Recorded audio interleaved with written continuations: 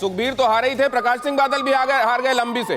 और क्या ये एक बहुत बड़ा झटका है सर? और पंजाब की राजनीति में होंगे मुझे ऐसा ये बादल का हारना और दोनों का हारना, क्या ये जलालाबाद से सुखबीर बादल हारे और लंबी से प्रकाश सिंह बादल भी हार गए, ये पंजाब के हिसाब से क्या संदेश है सर? हेमंत सर, मुझे तो बहुत पंजाब का संदेश अच्छा नहीं लग रहा है। वहां लहर है ये किस वजह से? और ये जनादेश इन सीटों पर क्या कह रहा है सर?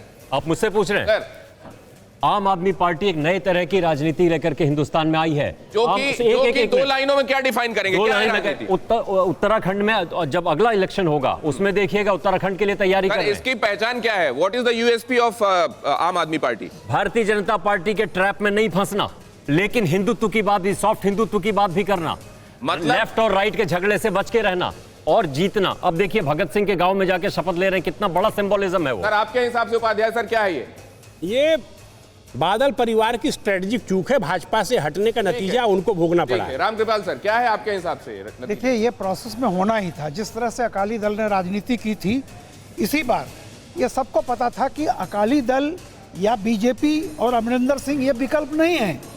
बहुत साफ था कि कांग्रेस या तो जीतती या आप पार्टी जीतती। और देखिए आप पार्टी वहीं सफल होती है जहां वो कांग्रेस होती है। वो एक ऐसा है कि जैसे कांग्रेस को झपट्टा मार करके खत्म करना। ठीक है, दिल्ली में वही किया, वहां वही किया। सर राहुल सर आपके हिसाब से इन दोनों का हारना क्या है? ये एक तो पंजाब की राजनीति के एक प्रमुख स्तंभ का ध्वस्त हो जाना है, दूसरे ये अकाली और सिख राजनीति में एक बहुत बड़े परिवर्तन का सूचक है। और पंजाब के लिए ये कैसे होगा इस पर अभी टिप्पणी करना ठीक नहीं होगा, लेकिन धार्मिक राजनीति और धार्मिक और पारिवारिक राजनीति जब जुड़ जाते हैं तो उसकी सीमाएं क्या होती हैं और वो कितना चल सकता है, ये इसका भी सूचक है। और सबसे बड़ी बात कि पंजाब के सिखों की जो वितृष्णा थी तो अकाली और कांग्रेस दोनों से, आप देखिए जब चन्नी भी हार रहे हैं, अमरिंदर सिंह भी हार रहे हैं, केवल बादल पिता पुत्र ही नहीं, इसका मतलब है कि इस पूरी राजनीति को खत्म करने की इच्छा पंजाब की जनता बातें आपने कही, पंजाब के सिखों की वितृष्णा और यह भी कि परिवारवादी कितने आगे कब तक चल पाएंगे। ये अहम खबर देख लीजिए, पंजाब के लंबी से प्रकाश सिंह बादल का हारना, जलालाबाद से सुखबीर बादल का हारना, यह पंजाब की राजनीति में बहुत बड़ी खबर है। और यह अहम खबर देखिए, लखनऊ में सरोजनी नगर से राजेश्वर जी के संदर्भ में राजेश्वर सिंह 12,400 वोट से जीते। सरोजनी नगर से राजेश्वर सिंह की जीत, 12,400 वोटों से राजेश्वर सिंह जीते। इस नतीजे पर भी बहुत क्विकली आप लोगों का कमेंट चाहूंगा। हेमंत सर, ये बहुत महत्वपूर्ण जीत है, लेकिन जिस तरह से राजेश्वर सिंह का जैसा चुनाव का अभियान था और जिस दमखम के साथ वो गए थे, उससे लगता है कि लखनऊ में सब कुछ ठीक ठाक नहीं है। क्योंकि लखनऊ में मध्य की सीट में भी समाजवादी पार्टी का उम्मीदवार आगे है, सरोजनी नगर और मोहनलालगंज में भी समाजवादी पार्टी का उम्मीदवार आगे है। मुझे लगता है कि भारतीय जनता पार्टी के नेतृत्व को लखनऊ के बारे में सोचना चाहिए।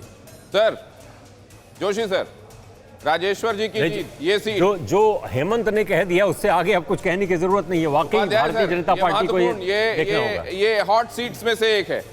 आप लोगों का कमेंट रामकृपाल जी। मैं केवल एक बात ये कह रहा हूं कि इस इलेक्शन का परिणाम चाहे भारतीय जनता पार्टी जितना, लेकिन मैं राष्ट्रीय परिप्रेक्ष्य में कहूंगा, कभी कांग्रेस के बारे में कहा जाता था जीते तो मिनिस्टर, हारे तो गवर्नर, रिटायर हुए तो वाइस चांसलर, और कहीं के नहीं रहे तो सर्वोदय आंदोलन है।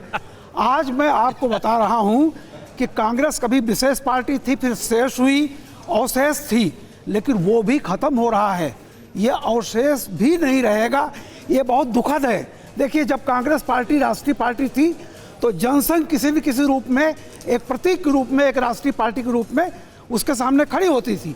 आज बीजेपी अकेली राष्ट्रीय पार्टी रह गई है और कोई इसके बाद जो विकल्प बनते हैं, जैसा कि मैंने आपको सुनाया था, राहुल, ममता, केजरीवाल, केसीआर, शरद पवार, उद्धव ठाकरे, इतने विकल्प आएंगे। अभी आप देखते रहिए 2024 के पहले क्या होता है। और ये 2013 से कोशिश हो रही है। ठीक है, जब न्यूज़ टॉप 9 रोज सुबह 7 बजे और शाम 7 बजे सिर्फ TV9 भारतवर्ष पर।